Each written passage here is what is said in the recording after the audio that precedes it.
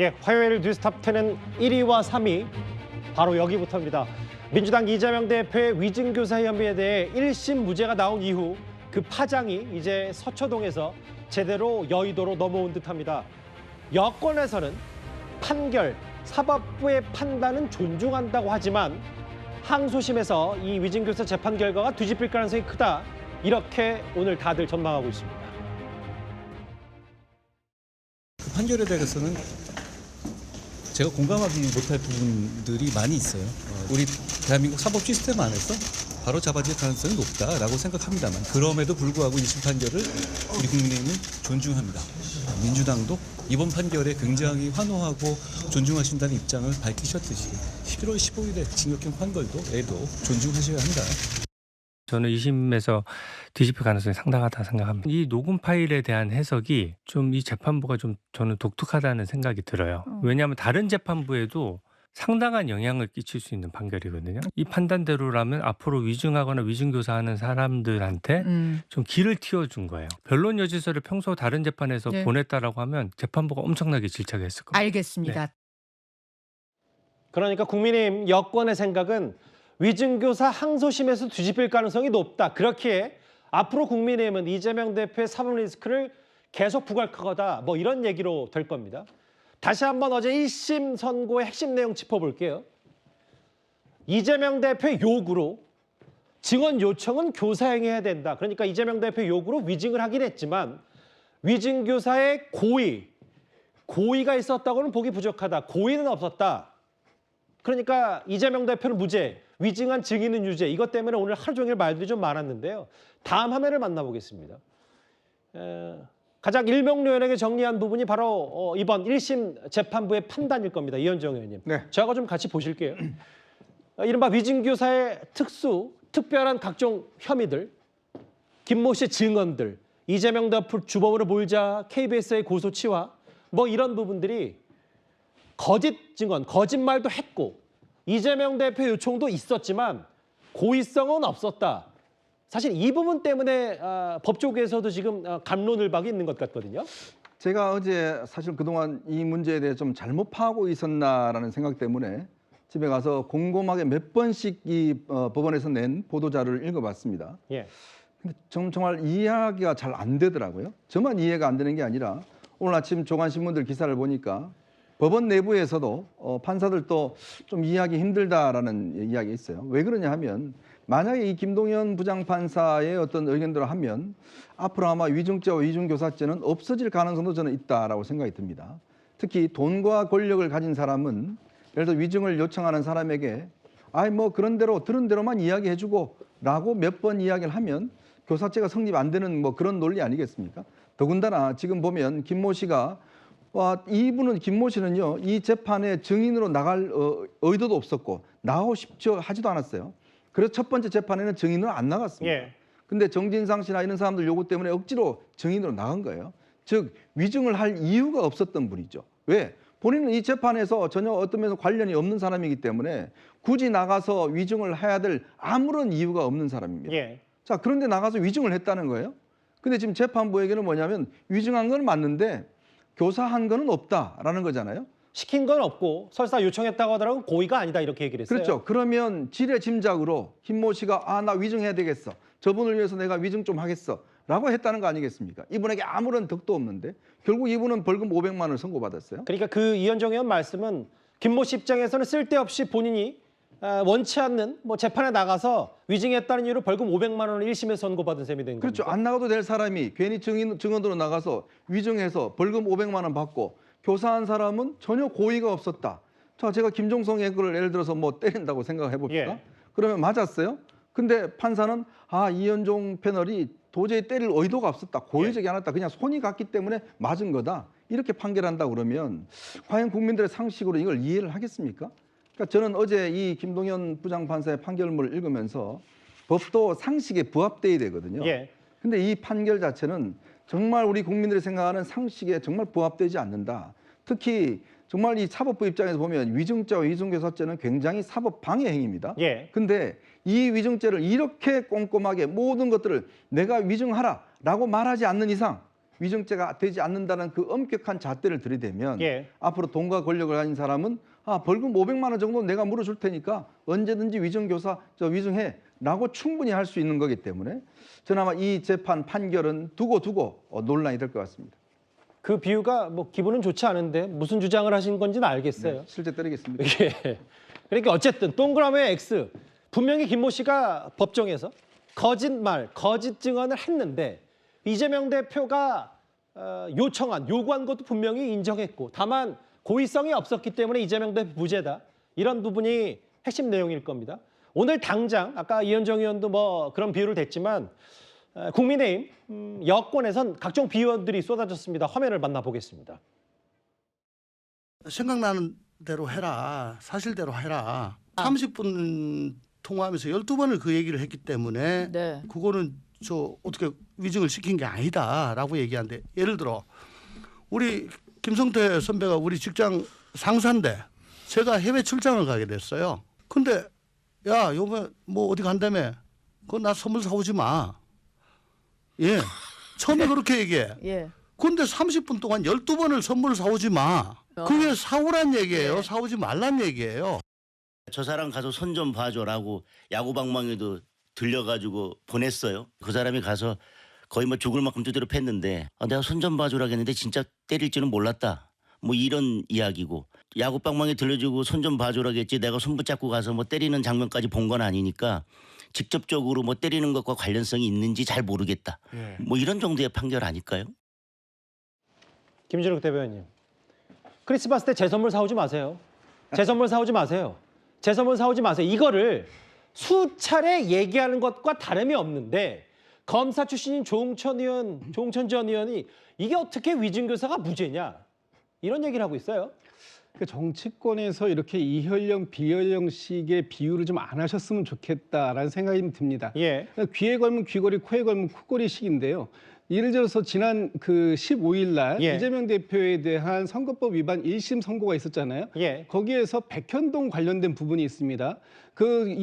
이재명 대표는 백현동 관련해서 국토부에서 공문을 10번을 넘게 보냈다. 예. 이런 부분들이 어떻게 압박이라고 느껴지지 않을 수 있겠냐. 그래서 내가 협박이라는 표현을 썼다. 예. 법원에서 어떻게 판단했습니까? 그 부분에 대해서 유죄 판단 내렸습니다.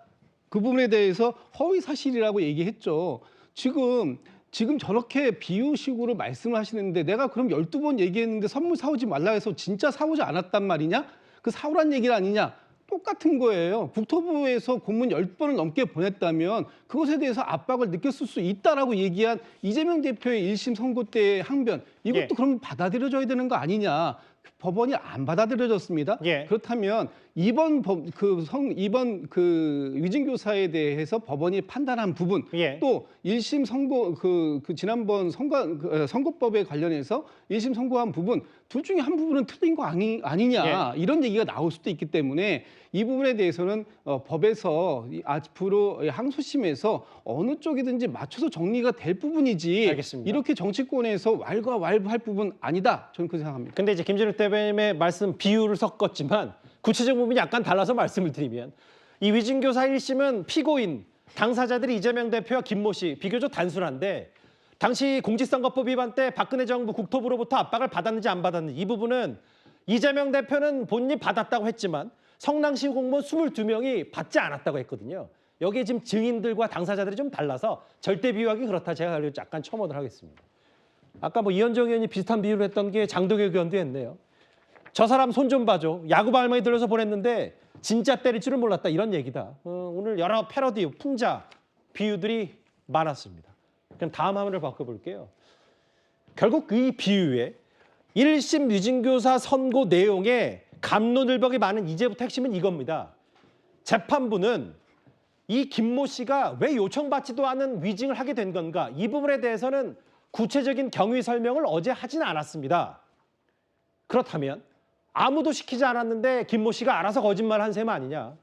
이 얘기 1, 2, 3 검찰의 항소심 포인트를 저희가 준비했는데요. 저희 뉴스탑10에 첫 출연하신 분입니다. 판사 출신의 전 변호사님. 네. 이 김모 씨의 자발적 위증 왜 아무도 원치 않았는데 전상 변호사 생각에는 왜 김모 씨가 자발적 위증을 했다. 판사는 이렇게 판단했을까요? 우선 이런 점을 좀 말씀드리고 싶어요. 이게 판결문 자체를 봐가지고 이해가 잘 되는 판결문들이 있습니다. 예. 그런데 그렇게 하려면 앞뒤 전후 사정이 잘 설명이 돼야 됩니다. 근데 이 사건 제가 판결문을 보진 못했지만 예. 어제 재판부 설명 자료를 보니까 굉장히 시간을 많이 들여야 이해가 될까 말까 했습니다. 아하. 네, 저 같은 경우에도요. 예. 그런데 빠진 게 있어요. 아무리 해도 제가 이해를 하려고 해도 빠진 게 있었습니다. 어떤 부분이죠? 아니 도대체 왜 김진성 씨는 위증을 했을까였습니다. 아하. 재판부의 판단은 이런 거예요. 예. 우선 이 사건이 무죄가 나온 거는 김진성 씨가 위증을 하기로 결심하는 과정에서 예. 이재명 대표가 영향을 미쳤다고 보기 어렵다 하나가 있고요. 그렇죠. 그 두 번째는 김진성 씨가 위증을 할 것이라는 점을 알았거나 미필적으로 예견할 수 있었다고 보기 어렵다. 요거였습니다. 예. 그런데 이게 둘 다 설명이 좀 부족한 것 같아요. 예. 위증을 하기로 결심하는 과정에 먼저 통화 내용이 있었습니다. 그리고 통화 내용이 12월 말 정도, 22일, 24일 이 정도에 있었고요. 예. 그리고 2월 정도에 증인으로 나서게 됩니다. 그런데 본인은 증인으로 나서길 원치 않았어요. 그럼에도 불구하고 제가 기록을 봐야겠지만 검사가 신청했는지 피고인이 신청했는지 모르겠지만 예. 증인 신청에 따라 결국 증언을 하게 됐습니다. 게다가 맞아요. 증언만 한 것이 아니라 어쨌든 위증으로 지금 판결이 났잖아요. 예. 위증까지 하게 되는 데에는 뭔가 이유가 있는 것입니다. 자, 그런 상황에서 과연 자발적이라고 명확하게 쓰진 않았어요, 판사가. 맞아요. 단지 이재명 대표가 어떤 관여를 했다라고 보기 부족하다라고 해서 약간 구렁이 담 넘어가듯 넘어갔습니다. 아하. 판결문을 보면. 네, 물론 이제 설명 자료죠. 예. 그렇다면 이것이 과연 김진성 씨가 위증을 하게 된 경위에 대해서 제대로 설명한 판결인가라는 예. 의문이 들고요. 특히나 자발적이라는 데선 더더욱 의문이 드는 겁니다. 과연 자발적이라고까지 판결이 했는지도 약간 의문이 있습니다.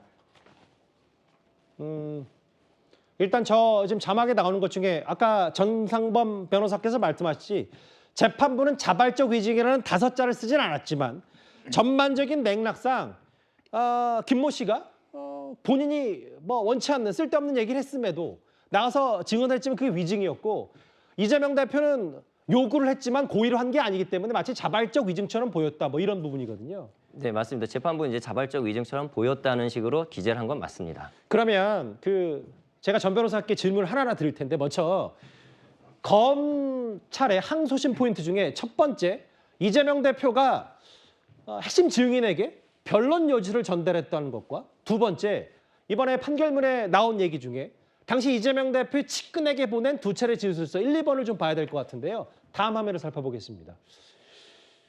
전상범 변호사님. 이게 그 증인인 이 김모 씨가 사실 좀 생경한 여러 행동들을 좀 하는 것도 분명히 있는 것 같은데 물론 이재명 대표가 텔레그램 변론 로즈라고 해서 이재명 대표 주장이 담긴 거를 김모 씨에게 보내줬어요. 그런데 해당 내용을 기초로 김모 씨가 진술을 작성했고 실제로 보니까 이 김모 씨가 2차례에 걸쳐서 본인이 쓴 진술서가 괜찮은지 안 괜찮은지를 이재명 대표 측에 보냅니다. 전상범 변호사님 판사하셨으니까 실제로 이렇게 자기가 어떤 진술을 했는지 괜찮은지 안 괜찮을 검사받기 위해서 이재명 또 다른 피고인 측에 보내는 경우를 보신 적이 있으세요? 그게 증인은 자기 기억에 따라서 자기가 책임지고 하는 거지 그거를 누구한테 검사 맞는 그런 위치는 아닙니다. 예. 그리고 우선 변론 조지서 부분을 좀 말씀을 드리겠습니다. 예. 이게 방어권 보장이라는 거에 있어서는 피고인이 피고인 또는 변호인이 내가 이렇게 의견서를 써도 될까라는 의문이 들 때 누군가에게 검사를 받습니다. 그 검사를 받는 주체는 피고인일 수도 있고 굉장히 핵심적인 관련자일 수도 있습니다. 예. 그런데 문제는 이 변론 요지서를 고치기 위해서 내가 제대로 작성했는지 작성하지 않았는지 검사하기 위해서 변론 요지서를 고치기 위한 작업까지는 괜찮은 방어권 행사입니다. 하지만 그걸 넘어서 가지고 앞으로 증인으로 나올 사람, 특히나 핵심 증인으로 나올 사람에게 변론 요지서를 보내서 내가 고칠 게가 아니라 증인이 나의 변론 요지서를 보고 기억을 정리해 봐라. 이거는 일반적인 방어권을 넘어섰다고 보입니다. 근데 이제 재판부는 이 방어권 차원이라고 하고 있거든요. 김모 씨가 내 이 진술 이렇게 할 테니까 어떤지 봐달라는 것도 그것 또한 뭐 이 부분이 어느 정도 인정되는지 모르겠습니다만 그것도 방어권 차원이라고 얘기하고 있어서요. 재판부가 뭔가 방어권을 너무 넓게 인정한 것 아닌가 싶습니다. 방어권을 너무 넓게 인정했다. 기본적으로 증인과의 접촉은 굉장히 주의해야 됩니다. 제가 뭐 예를 들어 이제 변호사로 이제 나와서 누군가를 증인으로 내세우고 싶습니다. 그런데 만나서 제가 그분에게 이러이러한 취지로 증언할 수 있겠습니까? 라고 했더니 아니요라고 할 수 있어요. 예. 그럴 때 그래도 좀 이렇게 해주시죠 라고 말을 하면 제가 위증교사가 될 가능성도 있습니다. 아하. 나는 그렇게 기억하지 않는데 그래도 이렇게 기억하는 대로 해주시지요 라고 하는 건 어떤 의미에서 증인을 사전에 접촉하고 예. 또 법정에 나가서 기억을 되살려야 될 사람을 미리 기억에 대해 영향을 주는 그런 행위가 될 수 있는 거죠. 작든 크든 영향을 미칠 수밖에 없기 네, 때문에. 그렇죠. 증인은 법정에 나와 선서를 하고 기억에 따라 증언해야 되는 사람입니다. 그런데 그 기억에 영향을 미친다면 과연 증인의 진술의 신빙성에 문제가 있지 않을까. 그래서 방어권을 좀 넘지 않았나 그런 생각을 하고 있습니다. 알겠습니다. 그러니까 좀 우리가 새롭게 짚어보는 부분이 그 논란의 녹음 파일 두 차례 전화 말고도 실제로 이재명 대표 측에 두 차례에 걸쳐 김모 씨가 이렇게 진술서 내용 어떤지 한번 검토해달라는 취지에 전달했기 때문에 이 부분도 뭔가 부적절한 증인 접촉 말고 이게 그러면 위증 교사가 아니면 뭐겠느냐라는 부분이 이제 여권에서 제기하는 얘기고요. 그러면 이 부분도 있을 겁니다. 그 논란의 녹음 파일 다시 한번 듣고 와서 또 다른 얘기를 좀 해보겠습니다. 그래서 혹시 내가 김 대표가 도움을 좀 받을 수 있을까 싶어서 네 너는 봐줄게 그 이재명이가 한 걸로 하면 봐주자 이런 방향으로 좀 정리를 그때 했던 걸로 내가 기억하고 주로 내가 타깃이었던 거 너무 오래돼서 기억도 사실 크게 기억도 잘 안 나는데 사실은 아무튼 그 필요하신 부분 이 사건이 매우 정치적인 거래가 있는 그러니까 뭐 그런 사건이었던 걸로 기억이 된다. 또 어떤 취지로 해야 되는지를 한번 네네. 내가 변론 요지서를 하나 보내드릴게요. 예, 그래요. 우리 주장이었으니까 한번 기억도 되살려보시고. 아까 1, 2번은 판사 출신 전상범 변호사와 함께 짚어봤다면 3번 부분이에요. 해당 녹음 파일은 사실 뭐 한두 번 들어본 건 아니니까. 근데 이런 부분이 있을 겁니다. 두 사람의 관계. 당시 경기도지사와 백현동 개발업자 김모 씨와의 관계 이 부분일 겁니다. 다음 화면을 보면 아마 이 검찰이 항소심에서도 이 부분을 좀 많이 다시 한번 제기를 할 모양인 것 같은데 유력 정치인 경기도지사인 이재명 대표가 수차례 전화해서 중압감을 이게 압박 아니면 뭐겠느냐. 이게 검찰과 여권의 이런 시각도 있는 것 같더라고요. 글쎄요, 저도 이제 좀 의문스러운 게 왜 검찰 초기 수사 때 위증한 적 없다. 그리고 이재명 대표가 시킨 적 없다. 이렇게 초기 진술을 했단 말이에요. 그런데 중간에 갑자기 진술이 바뀌어요. 예. 저도 궁금해요. 상황을 보니까 김진성 씨가 수사를 3건이나 받고 있더라고요. 그러니까 하나는 뭐냐면 예. 골프장 상대로 납품 관련 사기 사건. 예. 이거는 경찰에서 이미 수사를 해가지고 기소 혐의로 송치를 했습니다. 검찰에. 그런데 검찰이 그거를 무혐의로 빼줍니다. 예. 그러니까 약간의 저는 검찰의 실력 행사를 통해서 검찰은 이런 힘이 있어라고 저는 알력을 보여준 거라고 생각하고요. 거기에서 김진성 씨는 아마도 검찰이 정말 이런 일까지 할 수 있구나라는 어떤 두려움을 느꼈을 거라고 봅니다. 왜 그러냐면 두 건이 알선수재 혐의, 백현동 관련 수사하는 과정에서 이 녹취가 나왔던 거기 때문에 예. 그 과정에서 김진성 씨가 2건의 수사를 받고 있었는데 하나는요. 이 공범 김인섭 씨만 기소가 됐습니다. 이 사람은요. 지금 항소심까지 가가지고 징역 5년을 받았어요. 그런데 여기에 항소심 재판부에서 판결문을 보니까 김진성 씨가 상당히 연루되어 있다는 것이 그대로 팩트로 그냥 다 판결문에 나와 있습니다. 심지어 지분 4%까지 받는 것으로 나와 있어요. 이동현 의원님 말씀 것도 진짜 죄송한데 네. 그러니까 저희가 준비한 것도 있어서 같이 보면 더 이해가 도울 것 같아서 네. 오늘 안 그래도 이도학 의원의 주장처럼 박균택 법률위원장도 지금 증인인 김모 씨가 알선수재 2건 2년째 재판도 안 넘기고 있기 때문에 이재명 대표 잡아넣는데 도움 주면 봐주겠다는 것. 그러니까 위증 교사는 이재명 대표가 아니라 검찰이 한 거다. 이렇게 지금 민주당의 얘기인 것 같거든요. 그렇죠. 저는 역사의 법정이 만약에 있다면 예. 후에 김진성 씨가 지금 다시 위증을 한 건에 대해서 검찰의 지시로 위증을 했다라고 어쩌면 어느 순간에는 진실을 들고 나올 가능성도 저는 있다라고 생각합니다. 예. 왜냐하면 지금 공범인 사람은 5년 징역형 2심까지 끝났어요. 예. 근데 똑같이 같이 일을 저질렀는데 김진성 씨는 기소조차 안 하고 있단 말입니다. 예. 이상하지 않습니까? 이 부분에 대한 문제 제기를 하고 있는 것이고 그렇기 때문에 지금 이 김진성 씨의 진술이 바뀐 거다라고 저희는 추측할 수밖에 없는 거죠. 예. 그러니까 그 주장을 인정한다 하더라도 예. 재판부가 김진성 씨의 위증을 인정했지 않습니까? 예. 4개를 인정했잖아요. 예. 그럼 그거는 뭔가요? 그러니까 위증 자체가 됐다라고 지금 인정을 해버린 거 아니겠습니까?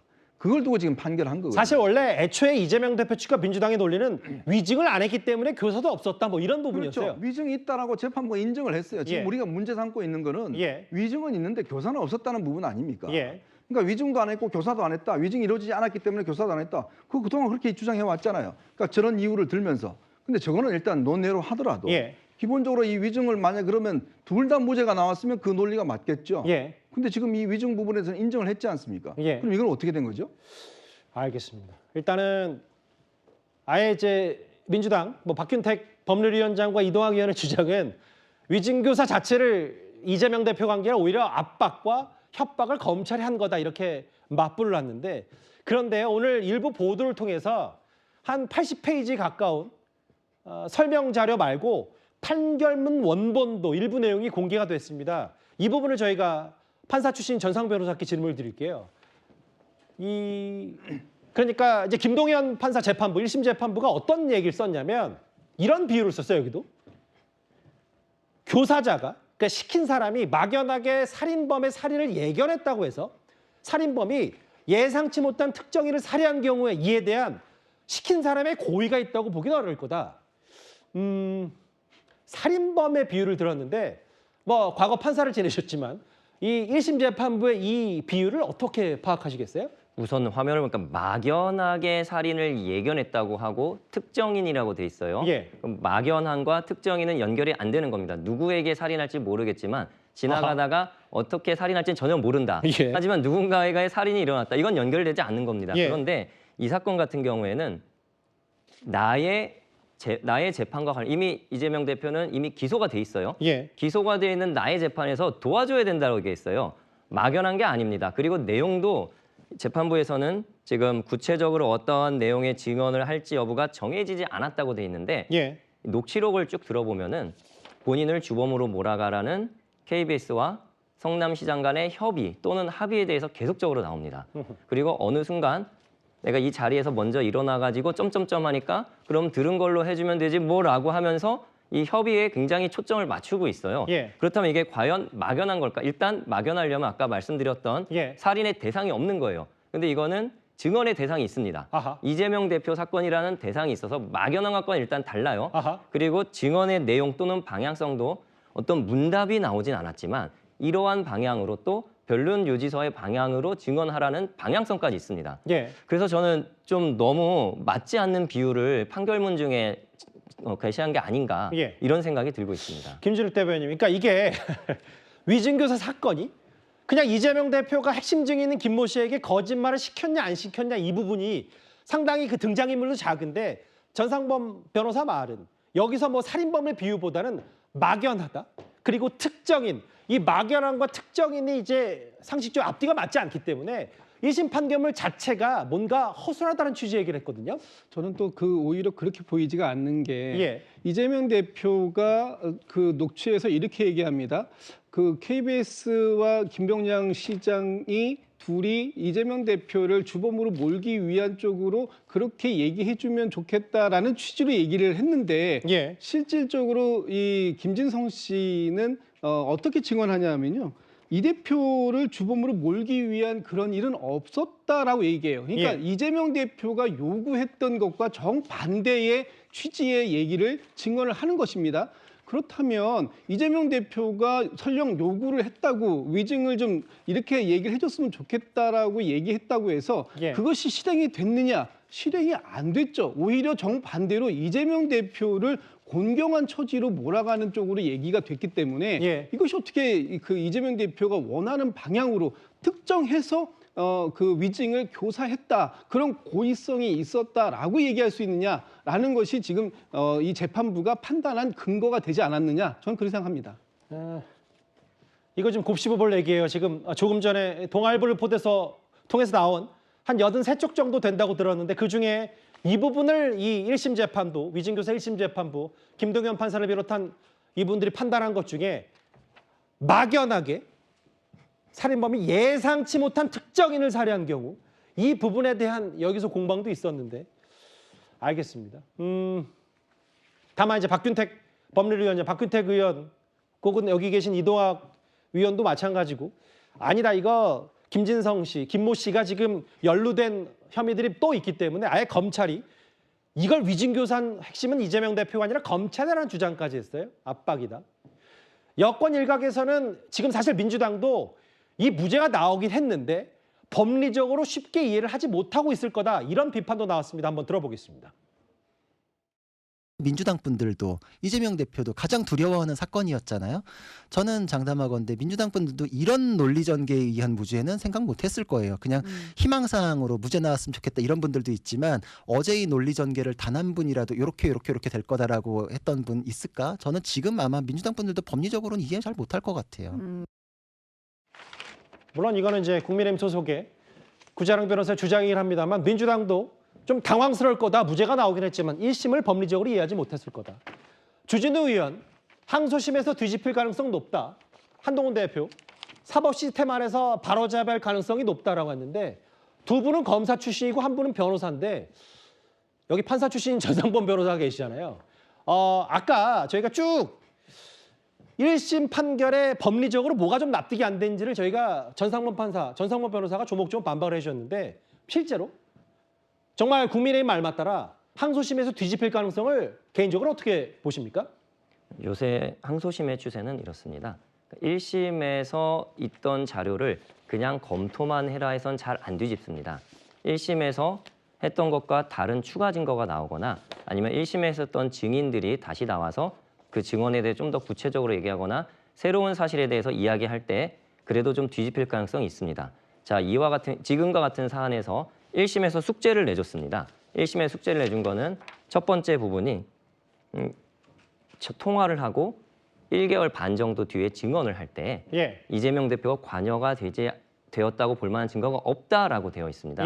자, 이 부분에 대해서 우선 김진성 씨를 추가로 증인 신청을 하든가 또 다른 관련자들을 증인으로 신청해서 우리들은 개입한 바가 없다라는 그런 사실관계가 나오는 점, 이런 점들이 있으면 어느 정도 이 부분을 넘을 수 있다고 생각이 되고요. 또 하나는 조금 1심에서 수긍이 잘 안 갔던 게 그러니까 피고인 김진성이 증언을 할 것인지 여부와 구체적으로 어떠한 내용의 증언을 할 것인지 여부가 정해지지 않았기 때문에 고의가 없다. 이렇게 설명자라고 되어 있습니다. 근데 이 부분에 대해서는 증언을 할 것인지 여부는 녹취록을 보면 이미 증언을 부탁하고 증언에 대해서 하겠다고 나옵니다. 그리고 나중에 실제로 증인 신청하고 실제로 증언까지 하고 위증까지 했습니다. 맞아요. 그리고 그 내용까지 어느 정도 변론 요지서가 크게 다르지 않은 그런 내용들이 있기 때문에 이 부분에 대해서는 좀 더 의견서로 구체적으로 반박하면서 필요한 증거가 제시가 된다면 바뀔 확률이 그래도 한 50% 내외로 되지 않을까 그렇게 생각을 하고 잠시만요. 있습니다. 근데 제가 재차 질문을 드린 이유가 앞서 쭉 이 1심 위증교사 1심 무죄가 법리적으로 납득이 안 된다는 취지를 쫙 얘기하셨는데 근데 생각보다 항소심에서 바뀔 가능성을 제가 예상했던 것보다는 50% 정도로 뭐 그전에 지금 전상무 변호사께 쭉 주장했던 거 보면 한 7, 80%는 돼야 되는데 항소심에 바뀔 가능성을 비교적 제가 생각할 땐 낮게 보셨거든요. 그 이유가 궁금합니다. 그 이유가 지금 법원에서는 1심을 존중하는 쪽으로 많이 가고 있습니다. 재판부의 추세가? 네, 그리고 특히나 직접 심리주의라고 해서 항소심에서 증인들을 다시 부르지 않고 그 상황에 1심에서 증인들을 직접 심리했는데 다시 증인으로 부르지 않은 상태에서 결론을 바꾸는 건 굉장히 부담스러워하고 있습니다. 그런 점을 우선 고려해서 50%를 먼저 깎고 시작을 하는 겁니다. 그런데 추가 증인이 나온다든가 하면은 다시 50%로 올라가는 거죠. 그리고 이 입증의 정도에 대해서는 판사들마다 약간 생각이 다릅니다. 지금 요 똑같은 자료를 보고 입증이 됐다 안 됐다라고 볼 수 있는 판사들의 성향이 좀 다르기 때문에 과연 어떠한 재판부로 갈지 여부도 좀 지켜봐야 될 상황이라고 생각합니다. 어떤 재판 판사가 맞는지에 따라서 이 주관적 영역도 분명히 갈릴 수 있고. 그럼 제가 질문 다음 게 하나 더요. 요즘 사법부의 추세, 판사들의 추세가 1심을 뒤집는 거에 대해서는 생각보다 부담스러워한다면 반대로 공직선거법 위반 1심은 징역 1년에 집행유예 2년이 나왔잖아요. 이것 또한 항소심에서 이재명 대표가 원하는 대로 뒤집히긴 또 어렵다. 이렇게도 또 반대로 생각할 수 있는 거예요? 우선 공직선거법 같은 경우는 이렇게 보시면 됩니다. 일부 무죄가 나온 부분이 있습니다. 그런데 판사가 꽤 복잡한 쟁점에서 일부 무죄를 선고할 때에는 뭔가 자신이 있다는 표현입니다. 나는 이 부분까지 끝까지 검토를 했다. 특히 이번에 공직선거법에서 무죄가 나온 거는 법에 정해진 행위에 포함되냐 안 되냐였습니다. 허위사실, 내가 알지 못한다는 허위사실은 해당한다. 그러나 공직선거법상 공표죄에 해당되는 행위 등에는 포섭되지 않는다는 거였습니다. 예. 그게 무슨 얘기냐면 행위 등에 포섭되지 않을 정도로 피고인에게 유리하게 봤다는 겁니다. 예. 뭔가 행위에 포섭되는지 안 되는지 애매할 때, 의심스러울 때는 피고인의 이익으로라는 그런 명제하에 이 사건을 접근을 했고 그에 따라서 일부 무죄를 하고 나머지 유죄를 했다는 거는 나머지 유죄에 대해서 정말 자신 있는 판결을 했다는 겁니다. 아, 5대5였을 때는 비교적 이재명 대표 쪽을 들어주는 게 판사들이다 이 말씀을 하시는 거네요. 네, 그렇죠. 예. 그 피고인의 이익으로 해서 일부 무죄를 했고 아무리 이재명 대표의 관점에서 봐도 나머지는 유죄를 할 수밖에 없다. 예. 이런 측면에서 판결을 했기 때문에 예. 항소심에서 뒤집기는 굉장히 어려울 거라고 봅니다. 전상범 변호사께서 참 매력적으로 미괄식으로 말씀하셔서 제가 얘기를 듣다 보면 또 한 번 질문을 드리고 싶은데 일단 무슨 말씀인지 알겠어요. 그러니까 공직선거법 위반 1심 징역 1년을 해당 판사가 선고한 것도 정말 확실한 것만 일단 유죄를 주고 5대5가 됐을 경우 조금 미진한 부분도 일단은 이재명 대표 쪽을 들어줬기 때문에 공직선거법 실형, 의원직 상실형이 항소심에 뒤집힐 가능성은 높지 않다 이 말씀을 해준 것 같아요. 그 내용 나온 김에 저희가 그래픽이 있어요. 사실 지금 이재명 대표의 5개 재판 중에 왼쪽, 그러니까 보셨을 때 왼쪽에 있는 부분은 이제 속도가 붙었고 여기 있는 3개, 대장동, 대북송구, 법카 유용은 대체적인 시각은 이게 대선 전에 나올 확률이 적다는 게 대체적인 시각입니다.